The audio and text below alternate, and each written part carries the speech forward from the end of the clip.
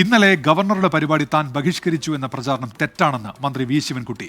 മന്ത്രിസഭാ യോഗം നീണ്ടുപോയതുകൊണ്ടാണ് പരിപാടിയിൽ പങ്കെടുക്കാൻ കഴിയാത്തത്. നിലപാട് പറയേണ്ടിടത്ത് ചെല്ലാനും പറയാനുള്ളത് പറയാനും മടിയില്ലെന്നും മന്ത്രി ഫേസ്ബുക്ക് പോസ്റ്റിൽ ഇപ്പോൾ വ്യക്തമാക്കുന്നുണ്ട്. റിനു ശ്രീധർ വിവരങ്ങളുമായി തിരുവനന്തപുരത്ത് നിന്ന്. റിനു, എന്താണ് മന്ത്രി വി ശിവൻകുട്ടി ഇക്കാര്യത്തിൽ വ്യക്തമാക്കുന്ന നിലപാട്?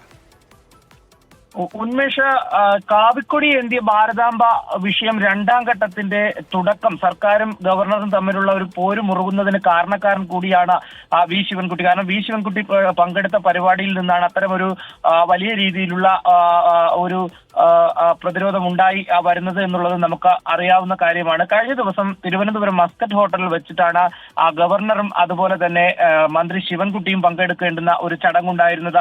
വി സി ഉൾപ്പെടെ പങ്കെടുക്കേണ്ടുന്ന ചടങ്ങാണ്. ഇതിൽ നിന്ന് മന്ത്രി വി ശിവൻകുട്ടി ബഹിഷ്കരിച്ചു എന്ന തരത്തിലുള്ള വാർത്ത ഉയർന്നു വന്നു. പക്ഷെ അദ്ദേഹം പറയുന്നത് താൻ ബഹിഷ്കരിച്ചതല്ല, തനിക്ക് മന്ത്രിസഭാ യോഗം ഓൺലൈനായി ചേരേണ്ടതായിട്ടുണ്ട്.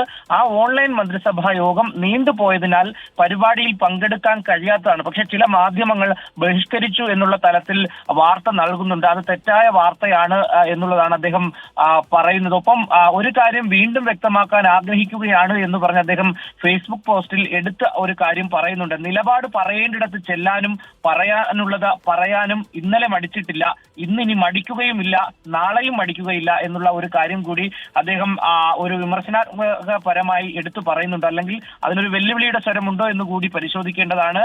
എന്തായാലും ഈ വാർത്ത ബഹിഷ്കരിച്ചു എന്നുള്ള വാർത്ത അടിസ്ഥാനരഹിതമാണ്, താൻ ബഹിഷ്കരിച്ചിട്ടില്ല എന്നുള്ള ഒരു കാര്യം കൂടി അദ്ദേഹം ഈ സോഷ്യൽ മീഡിയ പോസ്റ്റിൽ പങ്കുവയ്ക്കുന്നുണ്ട്. ഉന്മേഷ്, ശരി. ഇപ്പോൾ റിനു ശ്രീധറാണ് വാർത്തയുടെ വിശദാംശങ്ങൾ നൽകിയത്.